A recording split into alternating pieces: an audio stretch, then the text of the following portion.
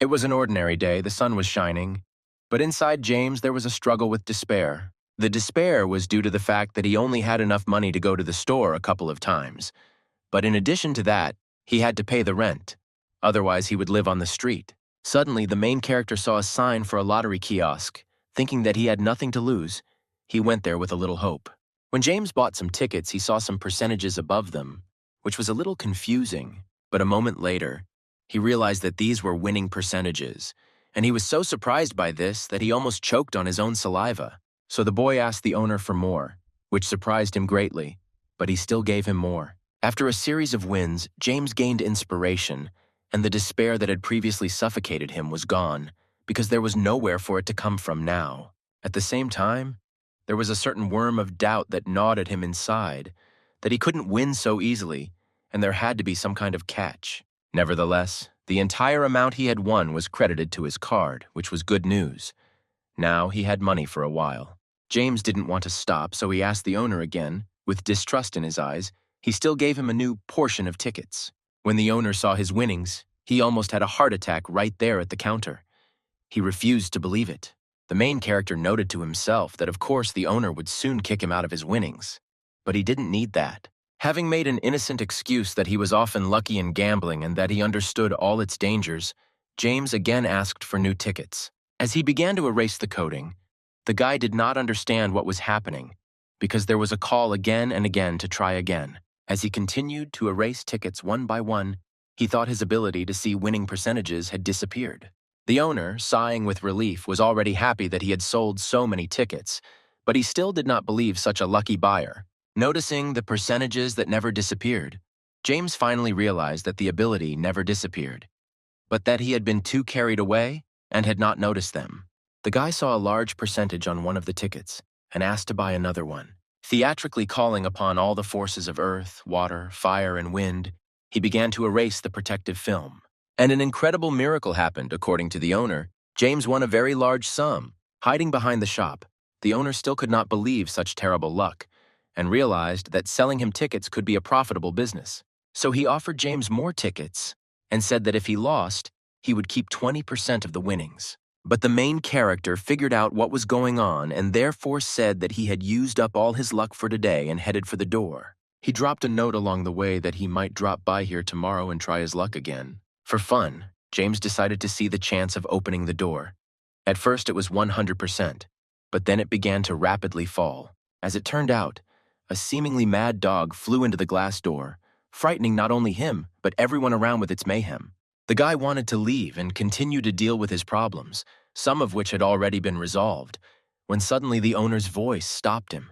He took him by the shoulder and looked at him in surprise, and also asked how he knew that a beast would fly through the door. James didn't lose his composure and began to pour out that he was a psychic, and thanks to a technique passed down from generation to generation, he could see the future. Of course, the owner was not particularly quick to believe him, and if he had such abilities, then why had nothing been heard about him? Realizing that he wouldn't be able to convince the owner with this, he began to go over the continuation of his lie, checking which of the options he would be more willing to bite on. With a completely serious face, he said that if his power had been discovered earlier, bad people could have used it for their own purposes, and then suggested that the owner check it out. The owner was shocked by this and therefore said that his house was destroyed by a natural disaster, and he would like to receive compensation. Summoning all his strength, James asked how much exactly the owner could get for the house and land. Realizing that the owner could get several million for his destroyed property, he offered to check it out right away. Having dialed the number on the phone, the owner did not believe it until the very end, but after a few minutes it seemed to drop. Having come to his senses, the owner was very happy with this news and promised James that he would give part of the money from the compensation as gratitude. The happy owner and the equally happy protagonist finally parted on such a good note. Coming out of the stall, the guy saw the dog that had caused the chaos with its arrival. It was lying right on the road. Approaching her, James decided to check her chance that she was looking for the owner. It was equal to 100%. He did not expect that the dog would suddenly take the ball lying next to her and throw it. It began to bounce off the walls and signs of the store. The toy returned to the animal, but on its way back, it hit James hard and hit the head of the person who threw it. But the adventures with the lost one were only just beginning, because she didn't want the main character to leave. so she bit him on the leg. After its attack, the dog knocked down everyone and everything in its path. James had no choice but to run after it. The lost girl and the victim ran to a beautiful park, which was located in the city center, and they saw a girl ahead. Having called her, the guy was very impressed by her beauty and serenity. She has time to take selfies, but no time to look after her dog. So they got to talking a little, and it turned out that she was completely sure that her dog was there. But then she wondered why he had brought her back, even though she was tied to the bench. At these words, James pointed to the place of the leash, and the girl saw that the collar was torn and the dog was not there. After which she began to apologize profusely and suggested exchanging social media accounts so that they could go for a walk together in the future. After the incident with the dog, James was walking down the street and thinking about how he could make money from his ability. And completely unexpectedly, he made it to the local market, where they sold everything that could be sold at a high price, including antiques. As he passed by, a bunch of traders called out to him in the hope that they could cheat him and make a big bucks out of it. Everywhere they tried to catch James in their net, because they saw that a newcomer had come to them who did not understand anything. He stopped at one of the merchants to look at his goods and check what the chance would be for this or that item. One bracelet lying among a pile of other junk caught his eye. It had an old and battered appearance, but the price for it was lower than the listed price. Walking further down the street, James's attention was drawn to a merchant with the same pile of old junk but with different things. After talking with the owner, he saw one green bowl, and using his ability, he learned that its value was more than several $100,000. He didn't want to lose such a jackpot for practically nothing. When out of curiosity he reached $500,000, the main character was full of joy. Full of joy and confidence in the high price of the bowl, James began a conversation about it with the owner, trying to bring down the price. The owner of the cup was very surprised that he needed it for what purpose, and wondered if the cup was really worth that much. While he was tormented by these questions, to which there was currently no answer, he decided to distract him by offering another product in the form of a fragile clay vase. James, in turn, did not want to back down from his plan, and having said that he was not very interested in this, but was interested in that green cup, nevertheless negotiated a lower price with the owner. The slightly upset owner nevertheless agreed to it, noting to himself that any profit would not make his pocket worse, and reluctantly packed the purchase. Having said goodbye, James went on to stroll around the market, and the owner began to talk to himself about the recent bargaining. Having said that any profit pleases the soul, the pocket, and the heart, his monologue was interrupted by a neighbor who was very surprised by this.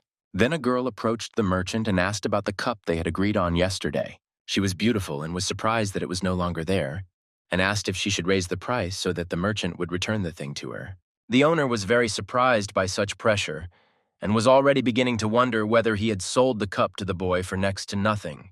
The girl had already begun to have doubts about her little thing, and she began to suspect that he might not have it at all. She decided to take a chance, saying that she would double the original price if only he would return the cup. Here, the owner finally remembered yesterday's girl and her price, and was ready to slap himself for his memory, because the price had been high before, and now it had become even higher. The beauty already wanted to make a scandal about this, and she didn't care who, how, or why he put the cup somewhere, as long as they returned it quickly.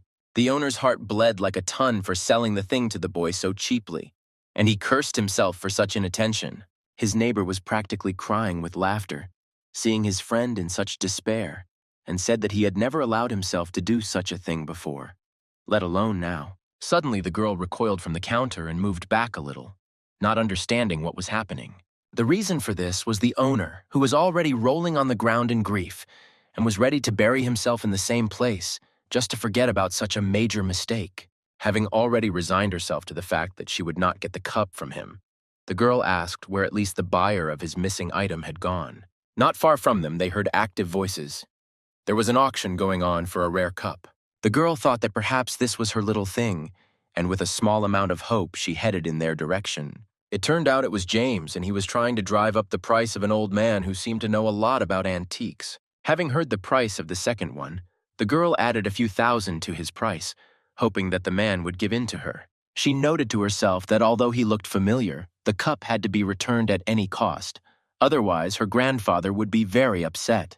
But James wanted an even higher price, so he waited for the man to make his move. But the girl did not calm down, and said that whoever offered a higher price would take the thing. The old man who wanted to buy the cup suddenly said that it looked familiar, and did he by any chance know Professor Collins? The beauty said that this was her grandfather, and that she did not immediately understand who he was, but her ancestor told her about him, how they worked together. James was losing patience and said that if no one took the cup, he would go to another place and sell it there.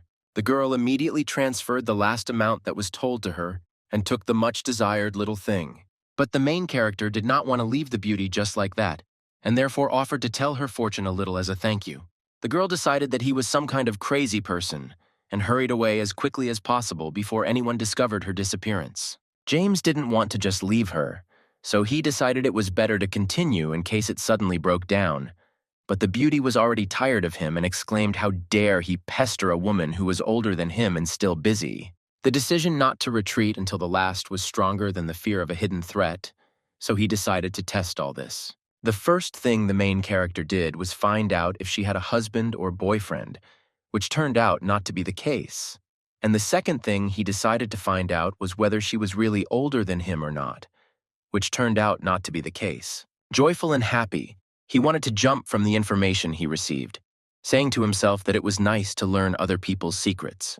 But he was pulled out of this joy by the girl who was already leaving, and he decided that this was the last chance to retain her attention, to tell her the exact date of her birth. She was wary of this information, and had already begun to think that some stalker was trying to deceive her in order to do something to her later. The people watching this whole performance were also surprised by this, and their thoughts partially coincided with the thoughts of the beauty. James immediately realized that he shouldn't have thrown it all away like that. Now he could be considered not only a strange freak, but also some kind of stalker pervert. But to check all this, the girl suddenly pulled her phone out of her pocket and dialed someone. She decided to ask her mother the exact date of her birth, to which she replied that she would now look in her medical record. A female voice answered on the phone with exactly the same date as the guy who was clinging to her had said, which shocked her greatly. With distrust in her voice, the girl asked how he knew her date of birth so accurately if they had never met before. James replied that it was an ancient psychic technique that helped one learn about a person just by looking at him. After all this, the girl no longer had patience, and she was ready to rush at the guy with her fists, just so that he would shut up and leave him alone. Here in the head of the main character, a strange, involuntary question arose. Does this girl hate men? To which the ability showed even white 100%, and this could not help but shock him. One way or another, he got what he wanted. They exchanged contacts, and he found out that her name was Gladys. Pleased with this outcome of events, James went home humming something under his breath. Involuntary questions about Gladys arose in his head again, whether her parents would call her, and whether it would be her mother. The ability immediately filled him with signs with 100% before his eyes, and he decided that it would be better to notify her about such an event. Gladys had barely moved away from the scene when she suddenly heard her phone vibrate in her pocket. Having taken it out from there, she unlocked the screen and could not understand from whom the message had just come, because there were so many of them. But when she found a fresh one, she saw that it was from a new acquaintance who wrote that one of her parents would soon call her. She ran out of the alley she was in and began to look around to see where this man was, to know that he was definitely not following her. Meanwhile, James was already thinking about the fact that today he was lucky not only with discovering his ability, but also with girls. At that moment, Gladys received a call, and it was from her mother. The girl was very scared from the surprise. The woman on the other end said that she wanted her to come back and they needed to talk. James at the same time also got scared by the sudden call and almost dropped it from his hands. As it turned out, it was already his mother, and she asked him to come back and she had something to talk to him about. After these words, he ran down the street like an arrow, knocking down random passers-by. In the evening, the main character sat in a restaurant and calmly drank coffee, thinking about the words of his mother, who set him up on a blind date. He was given a photo of a beauty. He looked at her and thought that she probably had no end of guys, and most likely she was also going on a blind date. The door opened and two girls entered the room, one of whom was Gladys, and the other was the same beauty from the picture. For some reason, the first one stopped the second one, saying that it was a bad idea and it was better to abandon it before it was too late. Looking at this picture, James decided to check the percentage of their acquaintance. He almost choked when he found out that the girls knew each other 100%. Having freed herself from her friend's arms, The beauty said that her name was Cheryl and immediately suggested dating. From such a proposal around an instant, there was a silence, and everyone, including James, were amazed at the seriousness with which she said it. But this didn't bother Cheryl at all, and not allowing the guy to recover from the shock of what was said, she whispered that didn't he want to go with her after the restaurant. Without giving James time to process everything, she pressed herself against him and hugged him, saying that this was exactly the kind of guy she had dreamed of, and that this day would be the best day of her life. Still not understanding what was happening, the main character was only more amazed, and was even more shocked by the unexpected kiss from the beauty. Meanwhile, Gladys, who was watching this whole scene, was not only in shock, but also felt a strange feeling inside her. She felt abandoned, discarded, left behind by the world and her friend, who, despite her persuasion, decided to get involved with this guy. James realized that something was wrong, but decided to take her word for it and not test it with his ability.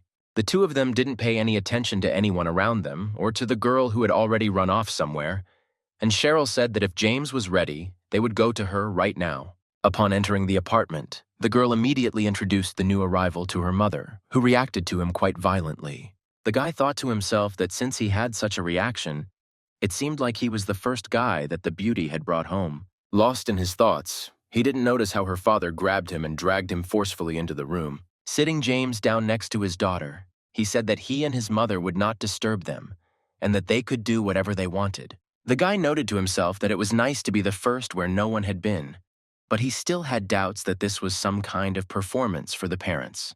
Meanwhile, the mother and father were whispering, and began to discuss what if the young man brought by the daughter would do something bad to her, to which the head of the family, with a cleaver in his hand, said, "Let him just try." At this point, those in the room began to talk about everything that was happening, because James said that he felt like a kidnapped person already. Cheryl walked away from him, and he did the same. She said that otherwise her parents would torment her until she died, wondering when she would finally bring a guy home. The beauty admitted that she is not going to force him to do anything. She just wants this issue to stop being a headache for her.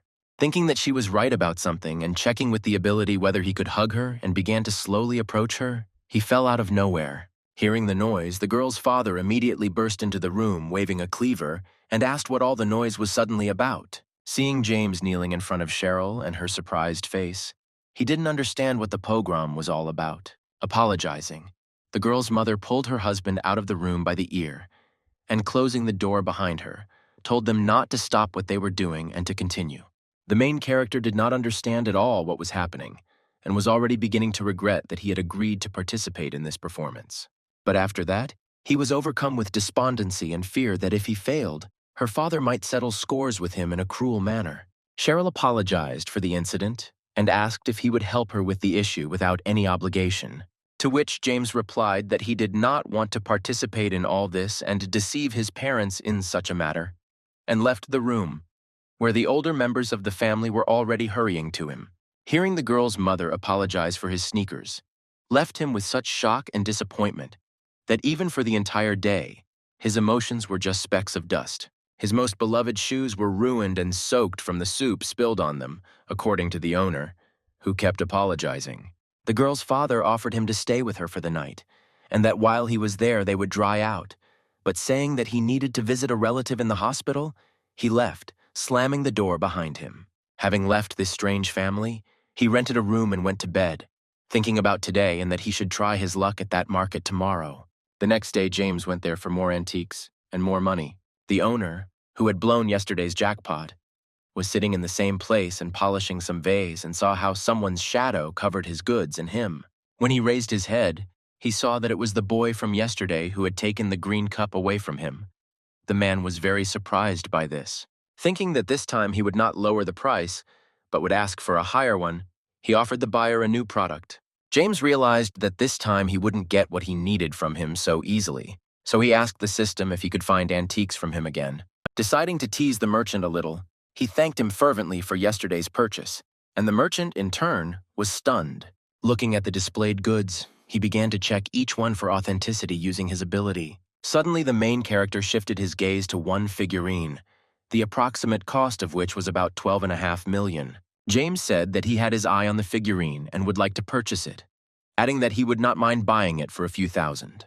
The happiness on the owner's face was visible from afar with the naked eye, so they quickly came to an agreement. After the payment, when the guy went home, he began to be overcome by serious doubts about the price, whether he had given too little. A big pink and new Jeep stopped in front of him, and a nice girl got out of it and asked if he had sold the figurine they had talked about yesterday and said that she would raise the price. Here the owner began to remember again, and was already reproaching himself again for having sold it to the guy for a few thousand when millions were being offered for it.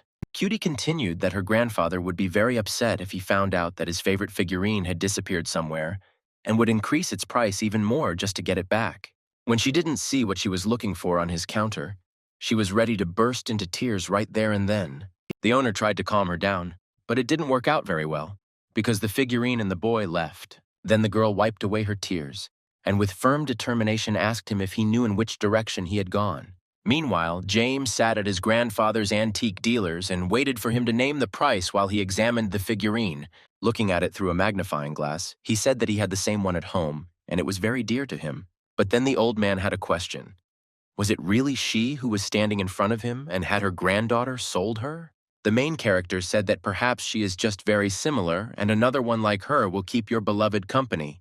Out of curiosity, he decided to check if this figurine could belong to this antique dealer, to which the system answered with 100%, which made him very nervous. The old man, not suspecting anything, said that he wouldn't mind buying it for $9 million and that this figurine could really keep her company. James said it was wonderful when something you love becomes more and agreed to the deal. Having received the money, he began to say goodbye to the antique dealer, who gave him his business card and said that if he found anything interesting, he could call him. As he was leaving the building and looking at the card he had received, the young man saw a pretty girl rushing towards him. Out of curiosity, he decided to check the chance of her falling. It was 100%, and warned her about the possible danger. She didn't listen to him, so she started to fall, waving her arms with her eyes wet with tears. Seeing her fall, James involuntarily stretched out his hands in front of him to soften it a little. As expected, she fell right into his arms and he wasn't particularly happy about it, saying to himself that she was stupid.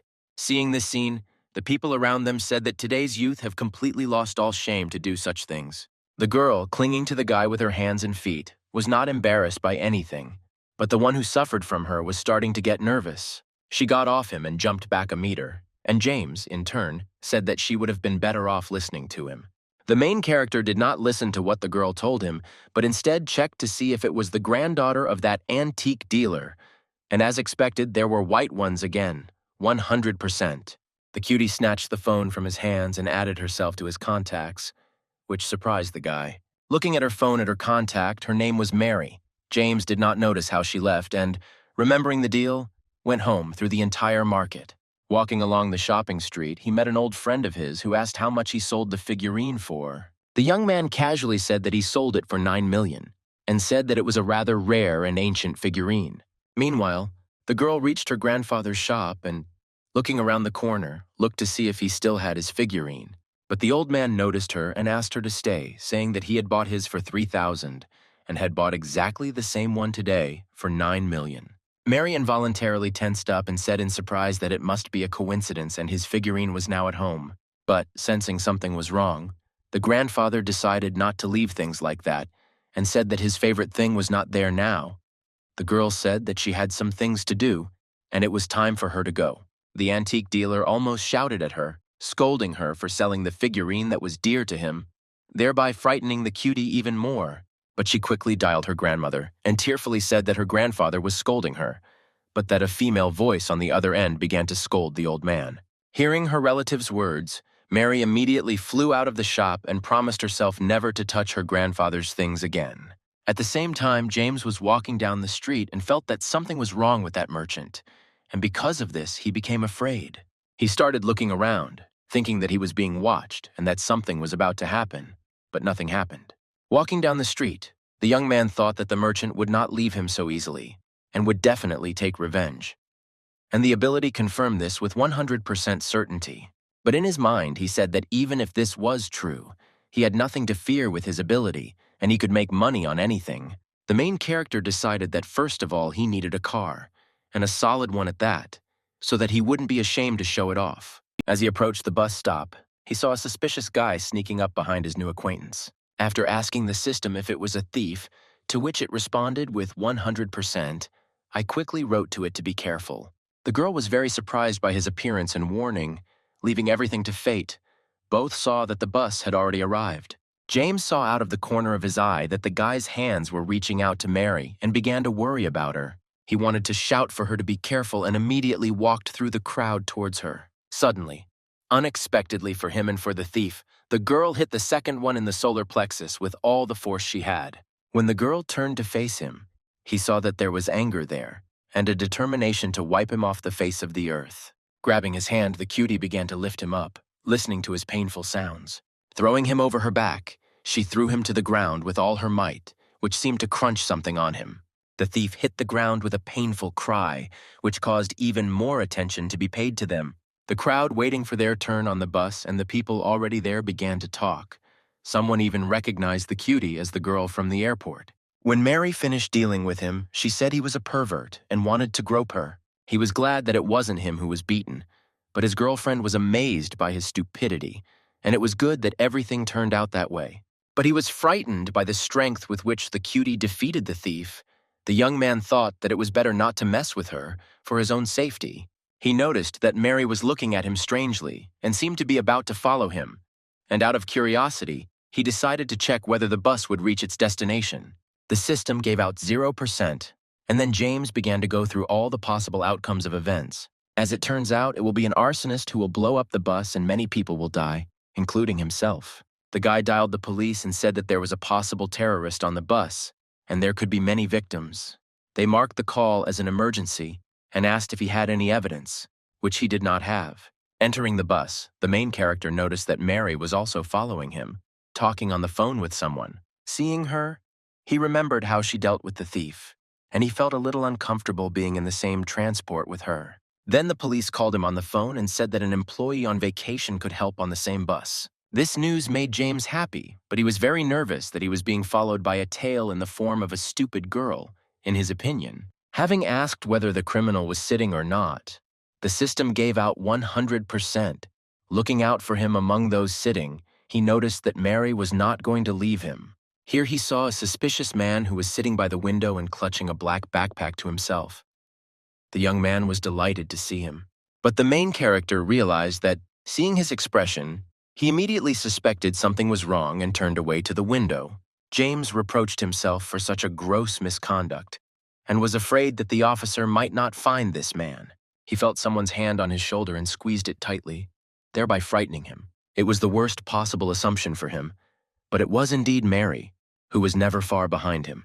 Her prank scared the guy to death, which is why she reprimanded him for not being so afraid of everyone. Cutie continued that if he did something out of the ordinary, he would be in trouble. The girl immediately pushed James away and rushed towards the man with the backpack by the window, who clearly did not expect such a turn of events. She snatched what turned out to be an open bag from his hands, which contained several bottles of liquid that looked like sunflower oil. The man had an extremely dissatisfied look on his face that he had been seen through and caught so quickly. James, having caught the backpack, fell with it onto the floor of the bus, and the one who had been sitting earlier stood up and wanted to pounce on him. But he didn't have time to do anything because a log flew at his stomach, causing him to double over. Then he followed with his foot in the back to put the culprit down and not let him escape anywhere. It turned out to be Mary. She beat him so much that now it was not a fact that he would run away somewhere already being on the floor and under her foot. The girl said that the man lying on the floor was under arrest and handcuffed him before taking the backpack from a stunned James. The cutie opened the backpack and took out all the contents, sniffed the bottle, and concluded that it was indeed gasoline. Still stunned, James sat on the floor and looked at Mary, thinking it was better to leave now than to have problems with her later. When the criminal was handed over to the police, everyone who was on the bus got off it, and the girl began to wonder how the guy next to her found out about it. James, who was about to leave, flinched when the girl's hand fell on his shoulder again, telling him not to go far. The main character realized that he was now a suspect and began to worry even more than before and tried to leave before things got worse. He hadn't even managed to take a couple of steps when his path was blocked by a girl's hand, which hit the wall with force. Even more amazed by her strength, James realized that he had clearly gotten himself into something he shouldn't have gotten himself into, and with someone he shouldn't have gotten involved with. Mary asked how he knew about the criminal, to which he received the answer that, as a law-abiding citizen, he should have notified the police about it, and he removed his hand from the way. But the girl didn't want to let him go just like that, so she quickly grabbed his hand, turned him around, and pressed his face against the wall. Seeing the strange noise, Cheryl, who was going about her business, decided to check what was going on there. As she got closer, she saw James being pinned against the wall by a girl who was trying to find out something from him. Without letting the guy go, Mary invited him to go with her, drink tea and tell her everything, whether he knew the criminal, and so on. But the main character had already begun to imagine various outcomes of this tea party, and concluded that the cutie might be too cunning. Seeing this scene, Cheryl looked at them in surprise, covering her mouth with her hand, and did not understand at all what was happening here. The couple who were sorting things out also noticed her and involuntarily tensed up, as the girl who was watching finally asked what was going on here. James had already begun to become disillusioned with this life, but at the same time he came up with a plan to get away from the policeman. He rushed to the beauty with apologies and said that this girl was persistently pestering him and wanted to get to know him, and he already had a girlfriend. Everyone around was in complete shock. No one really understood anything. And on top of that, the young man pulled this trick that left everyone speechless. The guy continued to insist on his own and apologize, saying that he was not guilty of anything, thereby confusing Cheryl even more. Mary was the first to leave, stating that she had not been pursuing anything like that at all, but had only wanted to take him to the police station, to which the main character replied that no one said anything about the plot, but there was a matter about tea. But he already had a girlfriend, so he resisted. Not finding what to say, the cutie started blushing and denying everything, and started saying that he had turned everything upside down. She was already pretty fed up with this, so saying that they would meet again soon, she punched him hard in the solar plexus. James was bent in half, and the attacker only said goodbye and went away, leaving behind a surprised Cheryl and him. The guy thanked the girl for her understanding and help, to which she responded that now they were even. But Gladys was watching them from afar. She began to think that if he didn't leave Cheryl alone, then she would have to really annoy him somehow. Having bought a car, the main character raced through the city streets and thought that in addition to money, he should also have connections. If something happens, with connections, you can sell and find antiques for even more money, and therefore the profit will be greater. Having reached the already familiar market, James got out of the car and headed towards his old friend. Seeing his neighbor, the guy asked where he was, to which he replied that Alex had gone to get new goods and would not be back soon. A little disappointed after exchanging a few more words with the merchant, he asked the ability if he would be able to find antiques today.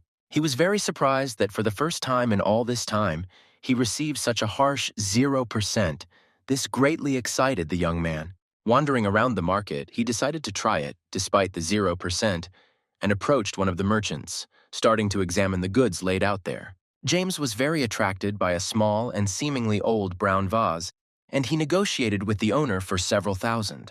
Before that, he checked all his chances that he would be able to buy it profitably and sell it later. But all the numbers suddenly began to erase. Then the familiar voice of Gladys came out of nowhere and said that she would pay even more for this vase. The merchant was immediately happy and wanted to give it to the girl in order to quickly make a profit. But then the voice of the main character was heard. He doubled the price offered by the beauty just to get him to give the ancient thing to him, fearing that he might lose a profitable deal. But Gladys was unwilling to stop and continued to increase the price, hoping that James would finally back down from his own. The guy realized that it was better not to play with her like that, so he abandoned his idea and said that it was useless for her to fight with him like that, whether she wanted it or not. But he would always have income. The girl didn't want to just let him go, so she threatened to refuse to resell him before she destroyed him. Unhappy with this conversation and with a little fear, James walked away from her, thinking that she would not take him easily. But the system decided differently, showing him white 100% before his eyes, for which the guy simply wanted to throw her out. Pleased with her purchase, she decided to continue to put spokes in his wheels, following him and buying things that he finds several times over. Following him closely, the girl irritated the young man every time, raising the price several times higher than he offered. Approaching the next merchant, James could no longer withstand her onslaught and shouted for her to leave him alone finally, to which Gladys replied that she had nothing to do with it, She just buys antiques at a higher price since he doesn't have enough money. And if he doesn't give up his idea of making money on old things and Cheryl, then she promises that there won't be any problems. The girl continued that one way or another, he had no chance against her, to which the guy agreed that he really did have no chance, but there was no point in rushing to conclusions. Gladys said she had made inquiries about him and knew all about him, and remembered that he had spoken of some power by which he learned about her. The girl concluded that there was no point in counting on her. The beauty would crush him faster than he could come to his senses. This whole monologue not only scared James, but also made him frantically think of ways he could get away from her. After her words, that force would not help him against her. The fear went away, but doubts, on the contrary, came. So, with complete confidence, the guy replied that it was better to underestimate him, because he was going to teach her a lesson. After their conversation, James and his pursuer again set out to search for goods from the new merchant. He talked to him without buying anything, then went to the next one and talked to him too, without buying anything. So the guy talked to all the traders who were at the market, and Gladys in turn did not understand why he was doing this. Eventually, James came up to her and said that everything was fine now and they could continue. Then he shouted to the whole street that he wanted to buy up all the goods on the shelves of all the merchants for several million, which shocked the girl.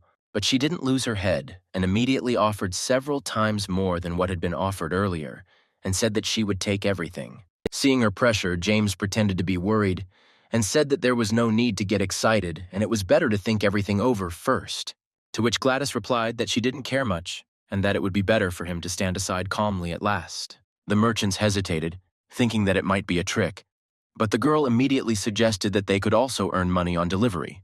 They happily accepted the checks she gave them, said what a good day it was, and the girl was pleased with herself. But James, unexpectedly for her, approached the traders and asked if everything was still in effect, to which the answer was that, of course, and that they would transfer his 50% soon. The joyful crowd only had time to thank the main character, but no one noticed Gladys, who had darkened like a cloud. She understood what the catch was and could not forgive herself for the defeat. So she said that they would still get even and went away. The guy replied that she should just try, and she would lose to him again, and that now, if anything happened, he would put a spoke in her wheel. Having said goodbye on such a note, the girl left, and the main character went to wander around the market in search of food. Here he saw a sign in front of him saying "System Update," which made him very scared and almost choked. As James left the market, he thought about her and concluded that only in the future would he be able to understand what had changed.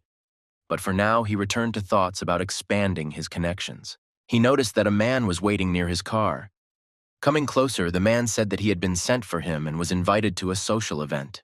The main character did not believe him right away and said this, to which the stranger replied that this was an order from Mrs. Gladys and that it did not carry anything bad in itself. When he finally agreed, after getting themselves in order, they arrived at a luxurious, huge house with large windows and open doors.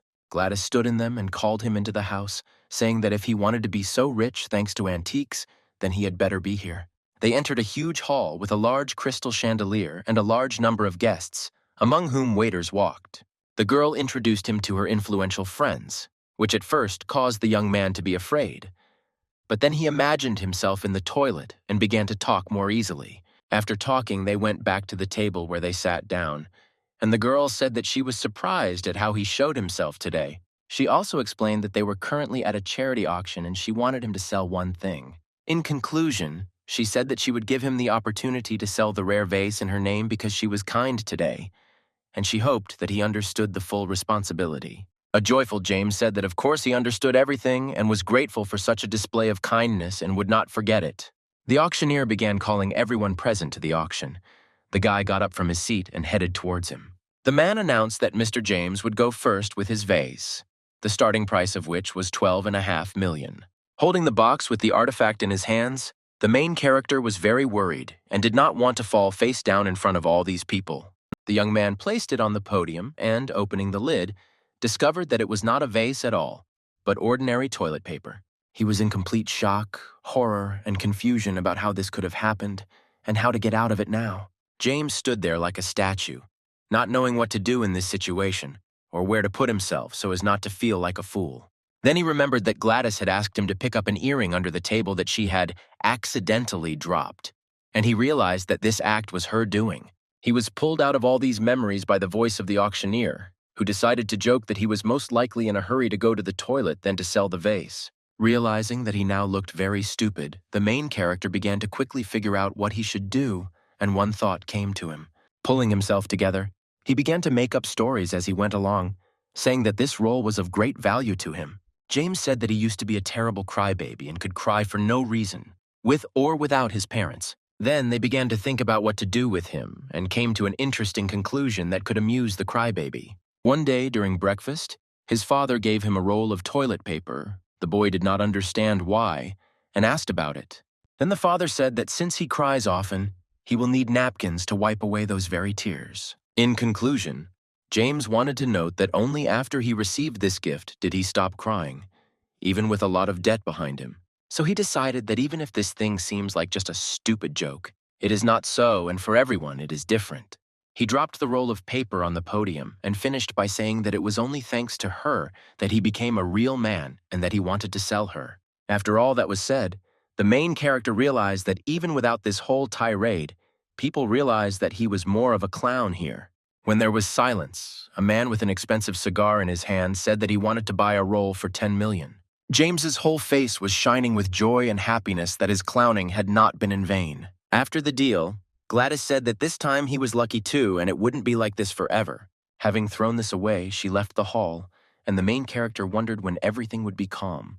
Reflecting on the past, he went down to the parking lot and thought about how to increase his income and connections. Lost in his thoughts, the young man noticed a red car out of the corner of his eye. Cheryl was there and the man who bought toilet paper from him. James found this very strange, and only now did he understand what kind of relationship there could be between her and Gladys. Watching them go, he hoped that he would not have any more adventures like this. The guy wondered if Cheryl could be somehow connected to him, to which he received an answer from the system that they were getting married for the sake of a joint business. Reaching his car, James decided it would be best to find a fellow antique dealer now. He involuntarily remembered his friend, with whose help he became rich. Inspired by this idea, he started the car and rushed to his home market. When the main character drove up to him, the owner was talking to someone on the phone about a deal. Arriving at Alex, the young man greeted him and immediately got down to the matter that was tormenting his mind. Having offered cooperation to the merchant, James received a refusal and the answer that he worked only alone. A little upset, he wandered off and two people approached his friend. The young man was interested in this couple and he listened to their conversation. They were talking about an ancient blade. The owner welcomed them warmly and said that he had everything ready and he agreed to buy the goods. The couple unwrapped the package and showed their goods and their complete authenticity. James suddenly wondered whether it was a fake or real, to which the system replied that it was real, but there was a fake. Then she brought up a sign with a picture in front of his eyes, where she showed a fake stone on the handle. Immediately, the main character warned Alex about the supposed danger, to which he replied that he didn't want to see him anymore and let him go home and not interfere with his business. The merchant, almost shouting, chased him away, remembering those 2 times, and also said that he should not dream of cooperation. James immediately decided to slow down, saying that if he found where the fake was, he would agree. Taking the sword from his hands, the merchant nevertheless agreed to his terms. But if not, he would pay him its full value. Without wasting any time, the guy picked up a small hammer and swung it at the handle. When he reached his goal, a small stone broke off and fell to the ground. Alex was ready to tear the impudent fellow to pieces on the spot, but then his anger was met with misunderstanding. Seeing his work, James was pleased with the completed work and himself. He held out the sheath and asked if there were QR codes back then, to which I immediately replied that he doubted it. In the small hole where the stone used to be, there really was a black square, with various others inside. The owner, surprised, snatched the sword from the young man's hands and tried to check what was happening. James said that he himself was cheated worse than he was the other 2 times. Alex was ready to tear and throw from anger, rage, irritation, and so on. Seeing this, that couple quickly ran away. The main character said that he shouldn't be so upset and should think again about his proposal. The merchant said that he was still against it, but he was ready to give away some things for free as a token of gratitude. Rummaging through his junk, he pulled out a red cloth, which he praised to the skies. But the young man said that he was not interested in it. Then, having sorted through all his goods, the owner took out a new scabbard and began to praise them.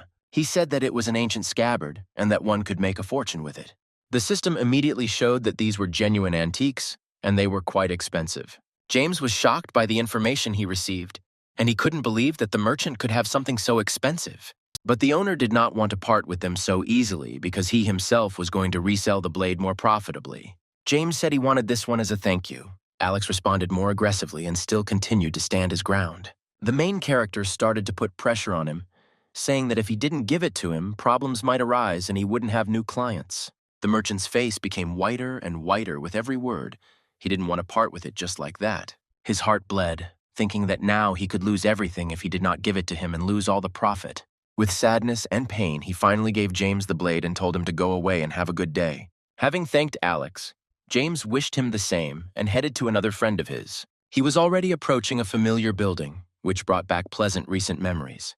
The main character hoped that he would be able to make a profitable deal with that antique dealer this time too. Entering the room, he saw a girl who was tidying up ancient artifacts. Noticing him, she said that she would call Mr. Michael. While waiting for him, the young man suddenly heard a familiar voice and someone's groaning. It turned out to be Mary, who was, for some unknown reason, warming up right around the fragile exhibits. She looked at him sternly. James decided to check whether he should defend himself now, to which the system responded with 100%. Here the girl suddenly swung her arm, preparing to attack, with a rather frightening look. The main character, before he could finish reading the sign, immediately saw her and was surprised by her speed.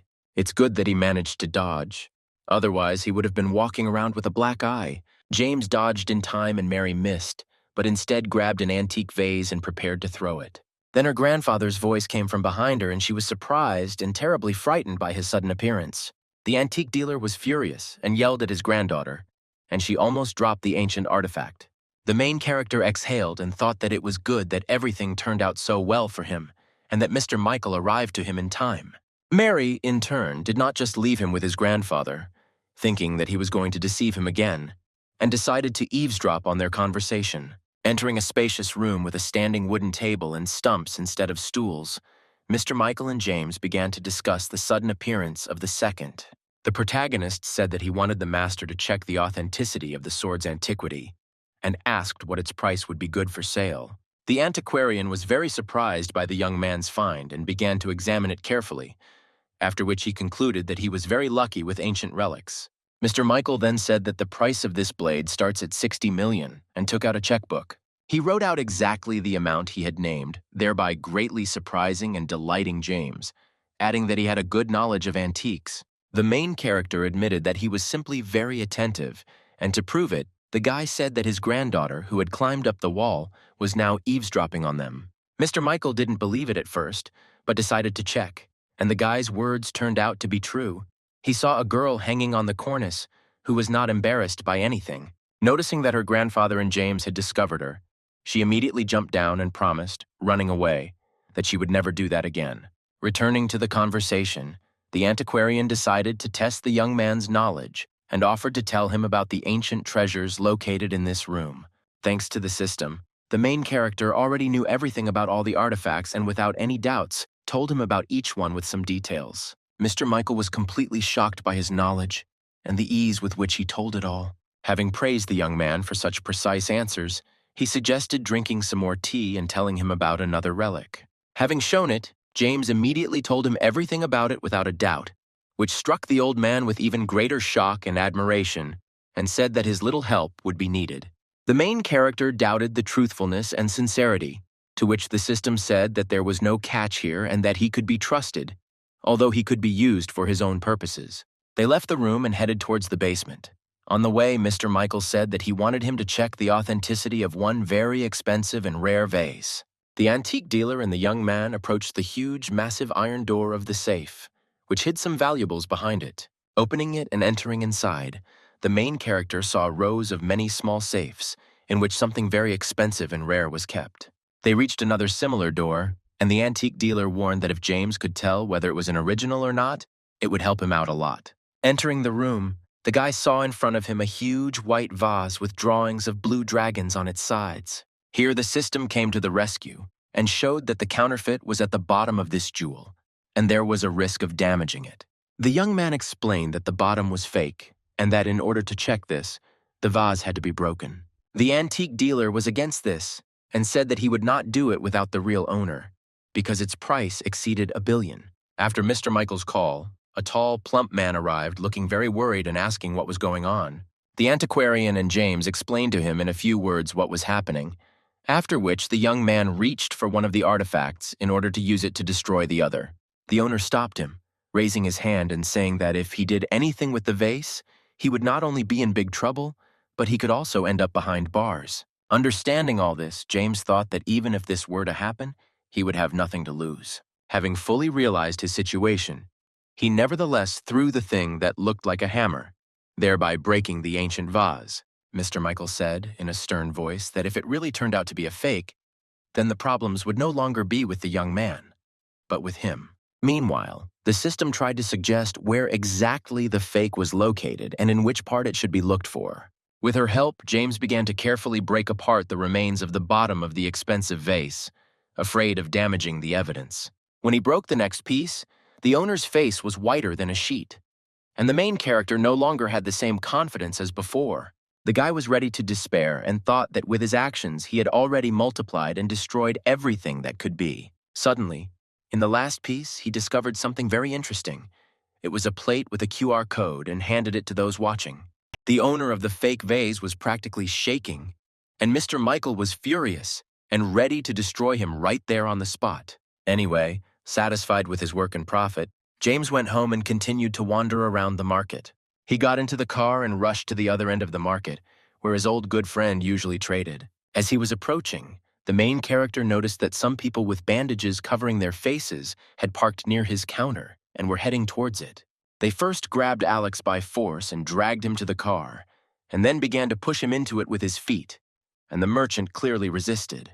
When the unknown people finally dragged him into the car, they quickly closed the door and drove away, and James rushed after them to take his friend to bed. Having fallen behind at some distance, he arrived at an abandoned building with glass fallen out of the windows and began to think about what to do. The system showed the owner's location and outlined several routes to get to him. The merchant lay bound hand and foot with a gag in his mouth and his face swollen from beatings. Seeing his pitiful state, James climbed through the window to free him and escape with him, and the man was surprised by his sudden appearance. Having freed him, the protagonist said that they had better hurry while there was no one there, to which Alex replied that he was not important and that he should save himself. The young man did not want to leave him and was very surprised by the answer, after which he replied that he could help him if they left immediately. The merchant kept making excuses and dragging out time for some reason, and this was already getting on James's nerves, so he came up with a plan. He said that he would pay him 10 million for the sword that he bought from him, and this plan worked. The owner immediately jumped to his feet and was ready to escape.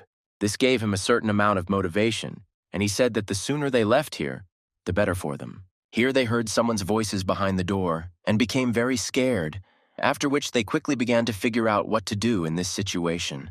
James said that was what they needed and began to scan the room for possible hiding places. When the voices were already in the room, they fell silent, and then a cry was heard that the prisoner had escaped, and they rushed to search for him. Meanwhile, the couple hid behind the nearest boxes, their hearts ready to jump out of their chests from surprise.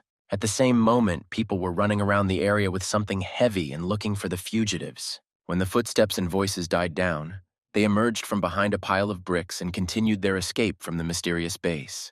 Running along it, they turned right, and Alex said that he knew his way around here well and asked if he had ever been here. James said that he trusted his intuition and roughly remembered the route he took to get here. At the same time, a man smoking an expensive cigar was watching them, unsuspecting.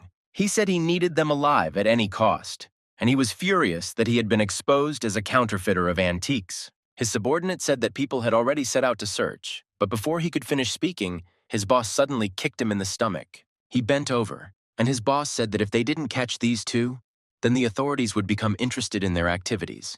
And then it was all over. Meanwhile, the fugitives had covered half the distance and were hiding from another patrol around the corner. The system immediately gave out 2 escape routes: through the wall, which had a high chance, and through the gate, which had a lower chance.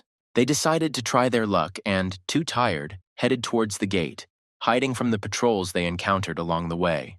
The couple reached the desired place, and the owner immediately perked up and headed ahead of James towards the gate. As they approached, the system gave out a higher percentage of success for the escape with each step, when suddenly the doors slammed shut and they heard a car arrive from behind. Turning around, their eyes were blinded by the car's headlights, and joyful voices were heard that they had finally been caught. Joyful people began to get out of the car, ready to attack at any moment, and their boss was sitting in the front seat. Pushing Alex away, James swung, ready to attack and fight back at any moment. The bandits all attacked him, thus not giving him a chance to escape and win this battle. Having dealt with two, the main character could barely stand on his feet and was not going to give up just like that. But then the boss came out and hit the main character hard in the face, causing blood to spurt from his nose. The leader of the bandits did not want to stop at the boy and kicked the merchant in the stomach so that he would not help the already injured man. But Alex did not stop and decided to discourage him and threw himself on his leg and said that his wife was ready to pay them for his ransom, if only they named the price. The boss didn't even listen to him and kicked him roughly, thereby knocking him down and knocking him out. He praised him for such an attempt, but there was no need to be so heroic, and said that it would have been better if he had not tried to escape and had not called for an assistant. They had no chance anyway. Falling face down on the ground, James no longer knew what to do to get them both out, when suddenly an idea came to him. The guy said he was working with them, and they had a plan to make him even more smitten by selling him more and more fakes, and it worked. Alex immediately perked up and was furious that he had been used so brazenly, and the system had shown that this would help them escape with 100% probability. He first dealt with the remaining two subordinates and the boss, and promised that he would not leave a single wet spot on the main character, and headed towards him. The merchant hit him in the solar plexus, but the young man was saved by the fact that he managed to put a metal plate under his shirt in time, which softened the blow.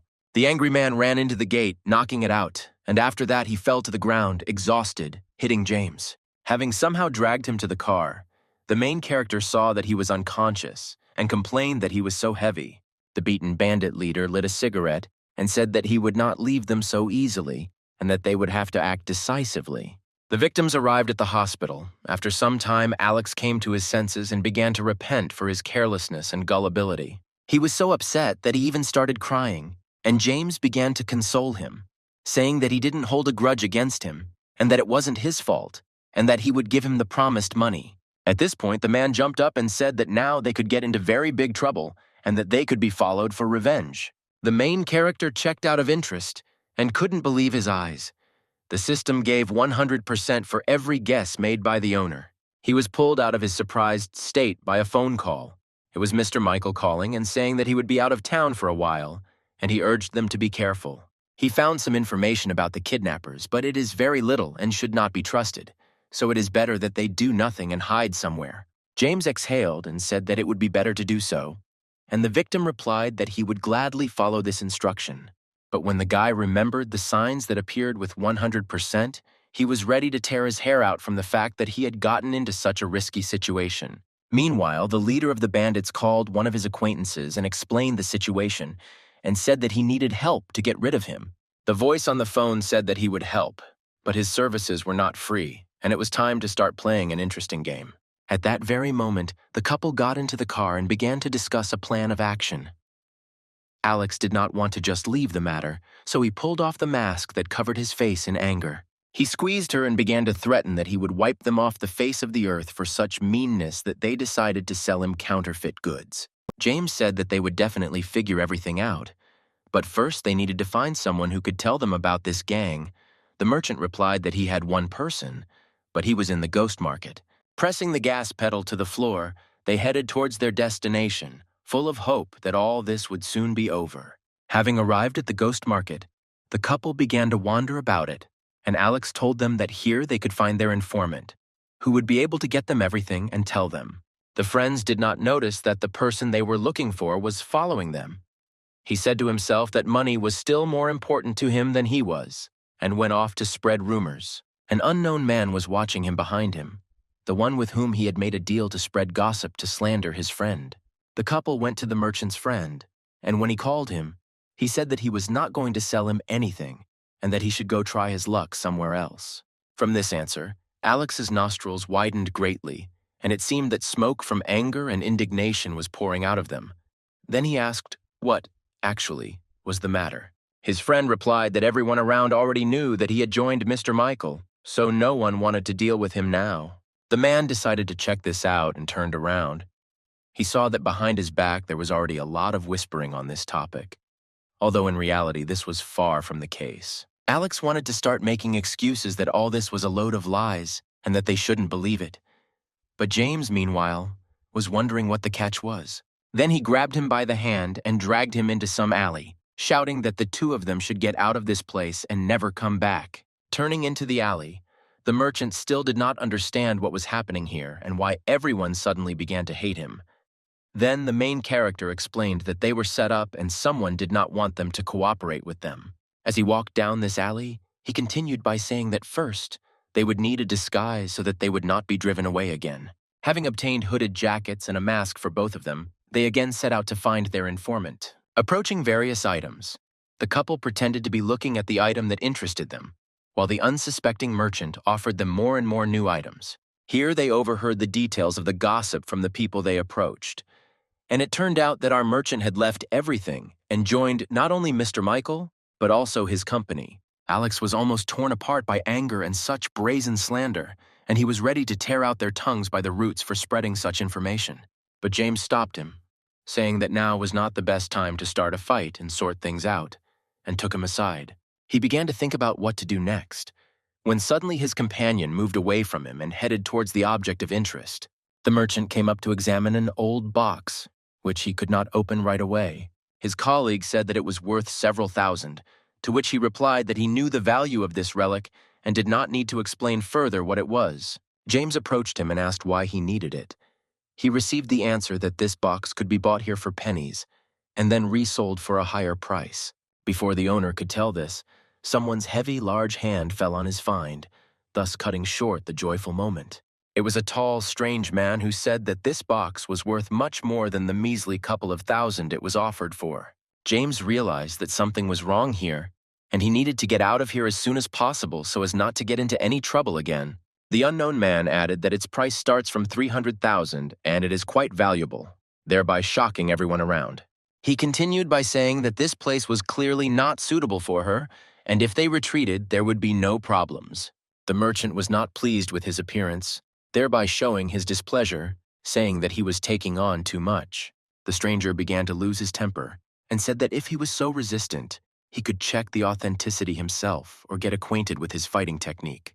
James noticed that a crowd of onlookers had begun to gather around, wanting to see what kind of showdown had started.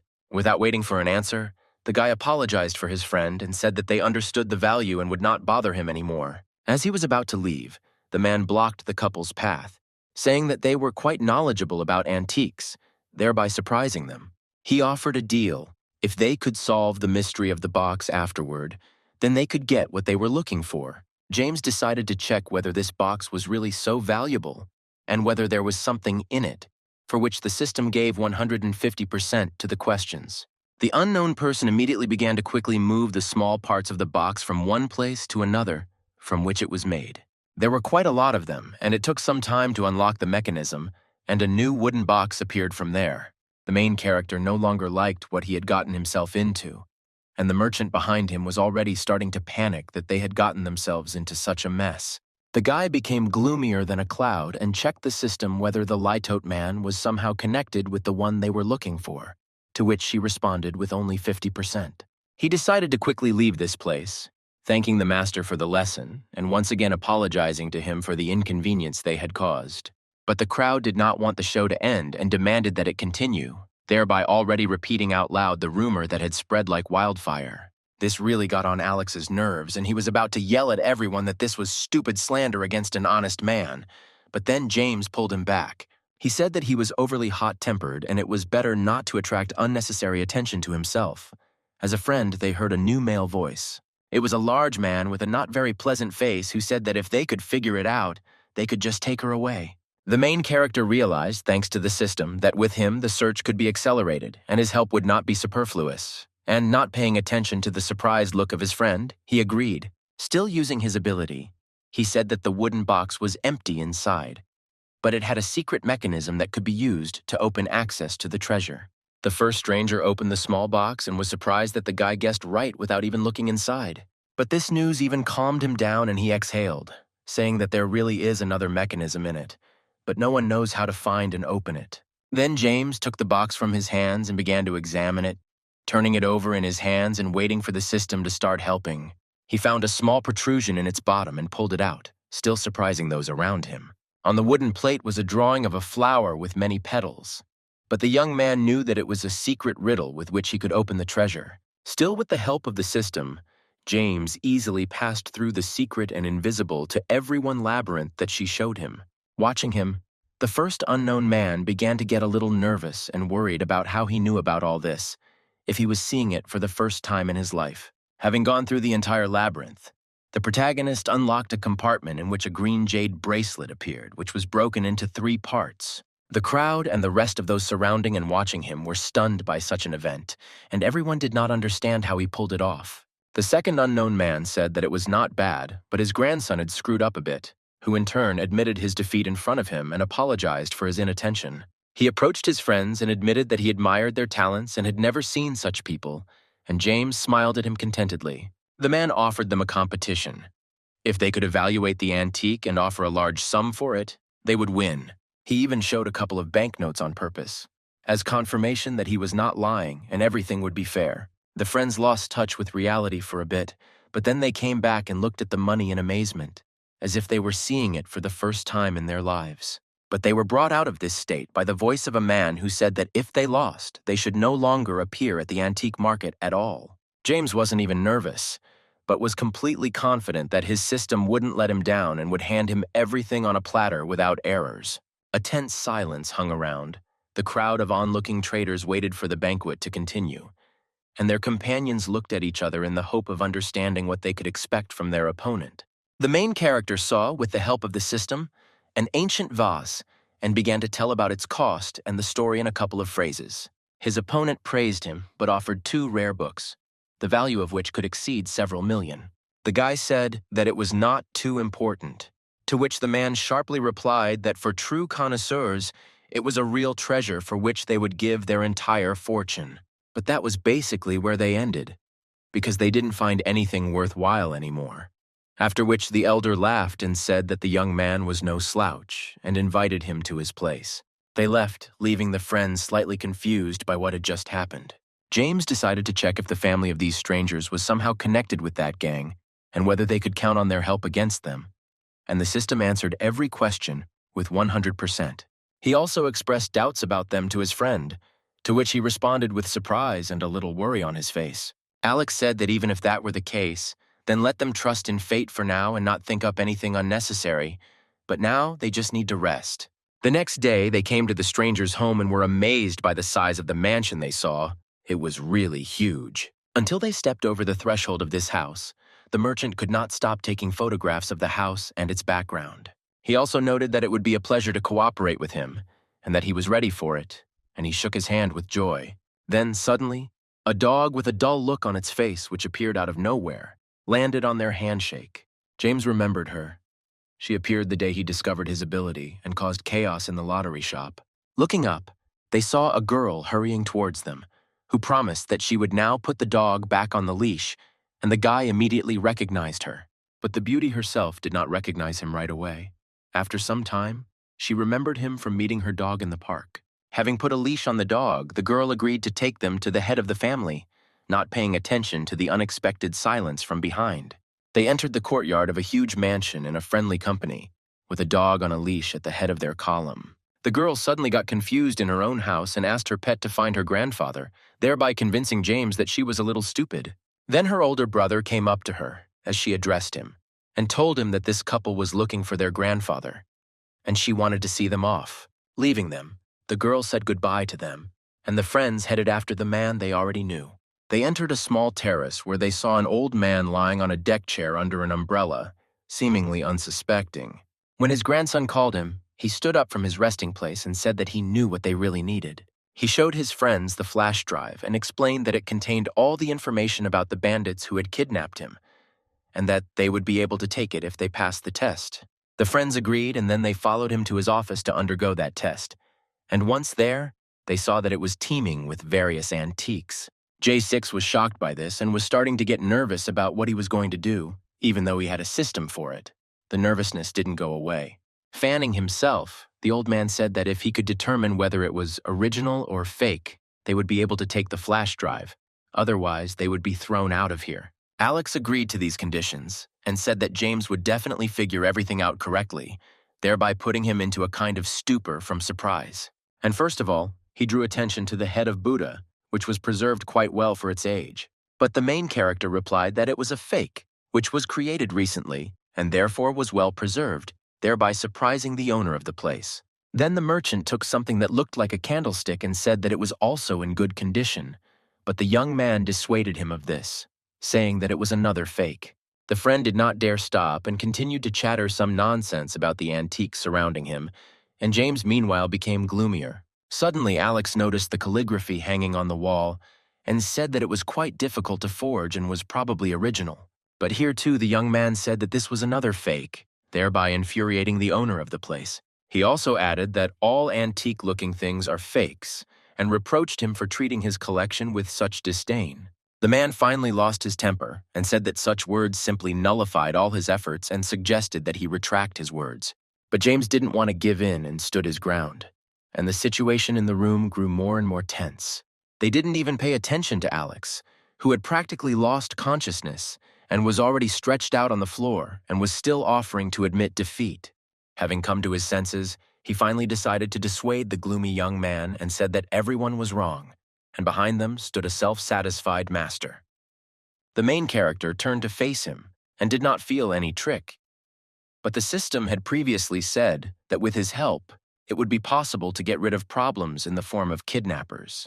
Therefore, he said that he does not renounce his words, that there are only fakes all around here, thereby heating up the situation to the limit, and the poor merchant grabbed his head, not knowing what to do. Here the old man suddenly grabbed him so that the poor fellow cried out in pain and surprise, and James said that he should not be dragged into this, since he was not guilty. The man crouched down and stretched his fingers out in front of him in a seal, preparing to attack, and began to shout threateningly, taking the guy by surprise. His blow landed on one of the points on his body, causing him to kneel in pain. When the young man collapsed, his friend tried to cheer him up by saying that he could foresee his actions, but he sat there gloomy and hunched over. The old man, in turn, laughed loudly and said that he was good and the performance was a great success, while his friends looked at him with an uncomprehending look. Then someone's fingers touched James's back, thereby reducing the pain and helping him stand up. It turned out to be Mr. Michael, who replied that he had indeed done well, and the guy looked at him in surprise and did not understand where he had come from. The owner of the house once again praised the young man for such amazing attention and precision to the things that were there. When everyone realized that it was just a test, Alex burst into tears from everything he had experienced and said that he was very worried about his friend. But he was moved by the owner's words, who said that he could arrange a similar check for him if he wished. The owner decided to make fun of the upset merchant a little, and he in turn was against such mockery that he grabbed his head. But getting back to business, the owner said that this room is actually filled with all sorts of fakes, and he explained that this was a special test to see the examinee's attentiveness and knowledge of antiques. The owner also admitted that he calls this room the Room of Lies because everything here is completely false.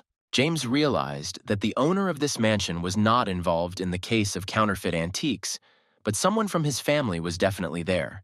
And while thinking about this, he watched the loading sign in front of his eyes.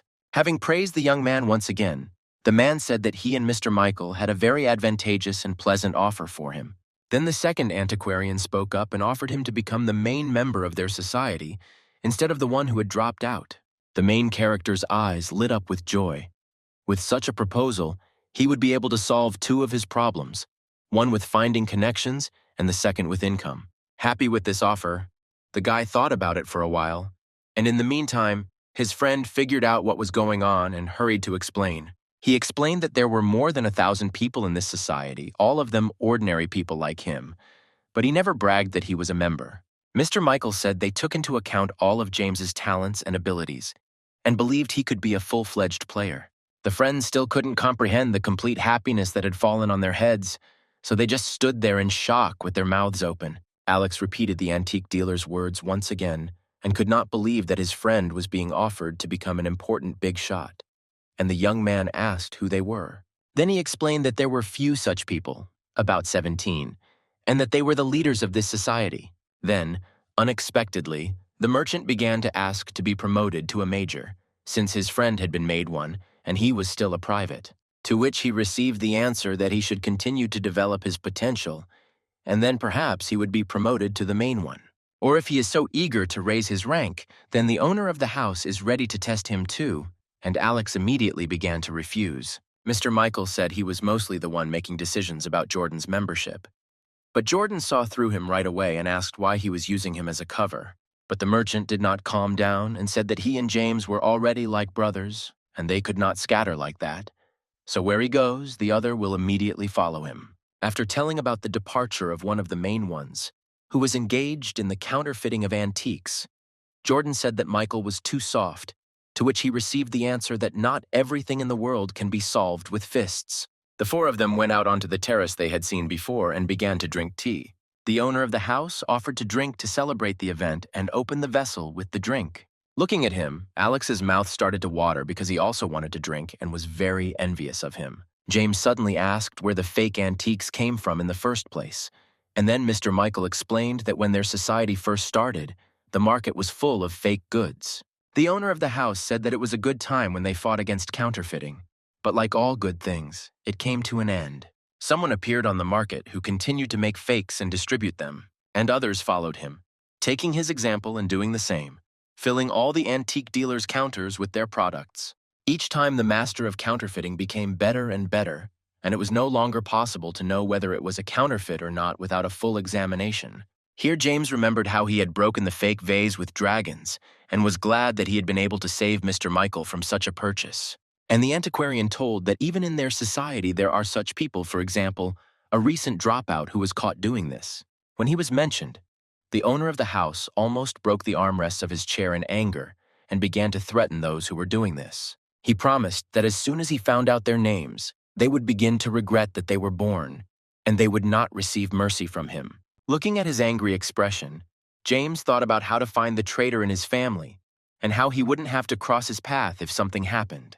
The guy immediately asked the system if it could be a specific person, to which he received the answer that there would be no answer to such a question. He realized that it was better to stop asking such questions and decided to ask more clarifying ones, and the ability for each question gave a loading screen, which greatly frightened the young man. Therefore, brushing her off, he returned to the conversation and at the same time thought about who it could be. The owner of the house said that by becoming a key member of society, he would automatically be at risk to his life, so the final decision would be his alone. James, after hearing this, thought that he was no longer on the best terms with the bandits. But even so, he did not want this to continue, and besides, he had a system to help him. After his thoughts, he suddenly stood up from his seat, thereby slightly surprising Mr. Michael. The guy said that he agreed to join the society, help it, and would make every effort to expose the scammers. The senior antiquarians praised him for this attitude and said that they would need to discuss his entry with the other members, to which Alex, turning away, said that he thought it had all been settled long ago. Placing his hand on his heart, the young man joyfully exclaimed that he would be careful and resolve this issue, and would definitely receive votes for its adoption. Meanwhile, the gang leader sat and discussed with someone on the phone their plan to catch James and destroy the society. He, playing with the knife, promised that Mr. Michael would be first in line, and everyone else would follow right after him. And throwing a knife at his photograph hanging on the wall, he hung up the call and began to think about this plan.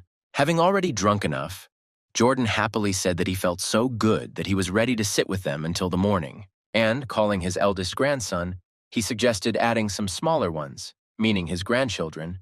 He understood his intentions and left. Looking at the person leaving, James thought that perhaps he was somehow connected to them, because he looked somehow suspicious, to which the system also gave out that there was no answer. They sat on the terrace in a good mood, and nothing foreshadowed trouble. The three of them chatted, and Mr. Michael drank tea with pleasure. The antique dealer remembered that he had not told his granddaughter about the feast, and called her, having received an answer, said that she would be there at 7, and then the slightly drunk owner of the house answered that it was nothing, and they could wait. James, out of interest, began checking the probability of arriving by 7 and other hours, but the system only gave out 0% for each option. Suspecting something was wrong, he asked if Mary was in danger, to which he received the answer that the probability of such was 78%. Nervously, the guy said that Mary was in mortal danger and that she might not come to the feast. Those sitting at the table immediately fell silent, and there was a tense silence for some time. Everyone was shocked by this news. Jordan said that this couldn't be. They could just go for a walk and nothing would threaten her, and was about to leave when his friend stopped him. Mr. Michael said that he would call her right away and find out how she was, and when he dialed her number, he heard long beeps that seemed to last forever. There was a tense silence and no voices could be heard on the other end, thus raising suspicions of danger. Mr. Michael said she must be on a mission because she turns off her phone when she goes there. James asked the system if it could show where Mary was now, to which he received a loading sign, and dissatisfied, began to wait. Meanwhile, the owner of the house was furious, knowing that his friend's granddaughter was in danger, and scolded him for sitting so calmly and rubbing his nose. Then he dialed someone's number and waited, and there was not only tension in the air, but also anxiety. But even no one answered him. Mr. Michael stood up and said that he would go and find something, and that they should sit here for now, so that nothing would happen. James, seeing their tension, jumped up from his chair and asked permission to find her, and said that he knew approximately where she was located, and the elders, in turn, were surprised. He promised to bring her home safe and sound. Then Jordan said that Richard was with him for even greater safety. Leaving the mansion, the man only said that he should sit down and nothing more, thereby surprising the main character with his calmness. When they got into the car without even waiting for James to buckle up, Richard took off, telling the guy to show him the way. At the same time, Mary was on a mission and said into the earpiece that she and her partner had arrived, and those surrounding the criminal were careful. She also added that he was armed and dangerous, but he had to be caught at any cost. Then they would have information. Having finished speaking, the girl and her subordinate began to climb up to the door in front of which they stood and knocked. Meanwhile, the bandit sat with the fake items laid out on the table and talked on the phone. Having finished speaking, he lit a cigarette and went into the game to kill time, and at that very moment there was a knock on the door, thereby frightening the man. Approaching the door, he looked into the pupil and reached behind his back, where he had a gun, and in case of an attack he would be ready. Seeing in his pupil a pretty girl in uniform holding a tablet with papers, he was very surprised and wondered why she had come. Holding the gun in one hand and opening the door with the other, the criminal began to go through all the possible options for who this cutie was. Meanwhile, Richard and James were rushing towards the girl, hoping that she was okay. The main character checked what the chance of risk to the cutie's life was. The system gave an even higher percentage than before, thereby making him worry even more. Entering the apartment, Mary introduced herself as having come to check the plumbing and that it wouldn't take much time. Looking at her with a little lust in his eyes, the man said that she could take her time and that it was imperative to check. But he didn't have time to finish speaking because the girl threw her cap at him, thereby discouraging the criminal. Then she kicked him in the face with a scream, sending him flying to the other side of the room. The man hit the floor with a dull sound and began to frantically think about what he should do in this situation. James and Richard had already turned into the courtyard of the multi-story buildings and were practically knocking down people passing by. Mary and her partner rushed at the criminal with handcuffs and almost reached him when suddenly the following happened. The man grabbed the gun he had been holding all this time more tightly, pointed the barrel straight at the girl, and fired. Cutie, seeing this, knocked down her partner and thereby saved him from possible death, while greatly risking herself. Taking advantage of the situation, the criminal quickly ran to the window and climbed over it, after which he jumped. Mary, not lagging behind, rushed after him there, shouting that he would not escape justice. The floor was small, so neither the criminal nor Mary were hurt, but seeing that a tail quickly stood behind him, and he shot straight at her, saying that he had hidden before, and would be able to hide now, and there was no need to try to catch him. But the bullets did not reach the girl because she was covered by a car with her brother and James that arrived on time, saving her in the process. The car drove so close to the criminal that Richard was able to open the door sharply and knock the gun out of his hands. Having knocked the man down, he put his hands behind his back, and the police rushed towards them to arrest their attacker. Mary said he was under arrest and had the right to remain silent, then handcuffed him. After the incident, the girl greeted her older brother kindly and asked why he was there, but upon noticing James, her face took on a look of displeasure. Meanwhile, the main character was trying to catch his breath from such a sharp driving style and the sounds of gunshots, because his life clearly had not prepared him for this. Richard, not paying attention to the young man, replied that they wanted to see her progress, and noted that if it were not for James's abilities, they would not have been able to avoid sad consequences. Mary grabbed both of them by the forearm and began to scold them for such a reckless and dangerous act, and that they should not get involved in such adventures at all. But a voice came through her earpiece, and, thanking him for his help, she went off to resolve the issues that had arisen, and the main character breathed a sigh of relief. Although remembering that day when she almost dragged him to the police station for suspicion, thousands of goosebumps ran all over my body. But the guy was grateful to his luck and the system, which had helped and saved him many times. And he took out a cigarette. Having lit a cigarette, he released not only a cloud of smoke, but relief that everything had worked out, and checked what the chance of danger was for the girl now. But the system already gave 85% in response to his request. The guy was so amazed that he didn't notice how he dropped the cigarette from his hands. Seeing this, James, forgetting about everything, rushed to the entrance where they were standing, and the surprised Richard followed him without asking anything. They had already flown a couple of floors, and the system was increasing the percentage of danger to Mary's life, and his heart was pounding wildly from both fear and running. Seeing that the percentage had increased to 90, he gathered his last strength and rushed to the rescue, and Richard already understood what was happening, so he didn't say anything unnecessary. The protagonist burst into the apartment and loudly called Mary, thereby greatly surprising her and her assistants, who were investigating the case together.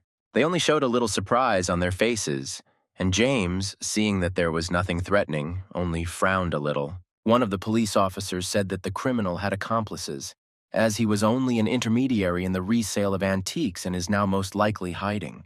Mary pointed out again that he had a gun, and replied that it was quite dangerous, and ordered that all personnel who seemed suspicious be kept under surveillance. Meanwhile, the system continued to increase the percentage of the girl's death probability. It had already reached 91, which made James very worried. While pushing the guys out of the apartment, the girl warned them not to let this happen next time and ordered her subordinates to go ahead. The protagonist didn't want to ignore the possibility of her death, so he said that he was staying to help her because she had become too relaxed and could lose control of the situation. After listening to him, Mary agreed to his help and asked him to take the matter seriously because the situation was emergency and anything could happen. James was surprised that she had accepted him as an ally so quickly, and began to examine the table, where there were fake antiques and half-eaten food in boxes. Seeing an empty pack of cigarettes, he assumed that the criminal would first go into the nearest supermarket for them and then disappear, after which Mary grabbed him, and the three of them rushed off to search. Seeing the percentage of risks, the protagonist said that perhaps civilians could be harmed, and the fugitive realized that they were already looking for him. They flew out of the entrance, and Mary received a message on her earphone that he had been found, and that the young man's words about his probable escape had been confirmed. Having reached the car, the girl said that since there were likely to be casualties, he would protect civilians. Once everyone was seated, the cutie quickly buckled up and pressed the gas pedal, not waiting for the others to do it, and they took off. Due to the high speed the car was developing, James was bouncing around like a jelly bean on the turns, and his face was slammed into the window. The entire company reached the building under construction and entered its territory without thinking, because every minute was important. Having stopped, the stomach of the main character could not withstand such adventures, and you pushed out everything that its owner had eaten before. Having made sure that he was no longer in danger, Richard asked him to stay there, and he himself went after his sister. The system reported that there was now no threat to Mary's life, and it was equal to 0. The young man, exhaling, decided to have a smoke to calm his nerves. Before he could get his lighter out, something flew into his head, and when he turned to see where it came from, the guy saw a boy with a teddy bear, thus being surprised that he was there. Meanwhile, the bear jumped over the fence and ran towards the construction site, and James tried to stop him with his shouts, which had no effect. Seeing the notification from the system that there was a risk to Mary's life again, and that this boy could become a hostage, the main character immediately rushed after him to prevent everything. The boy suddenly stopped laughing and running away because a huge man compared to him with a gun stood in his way. He had a smile that did not bode well for him, and the child, meanwhile, stood in a stupor in front of him, not knowing what to do. Then Mary and Richard arrived.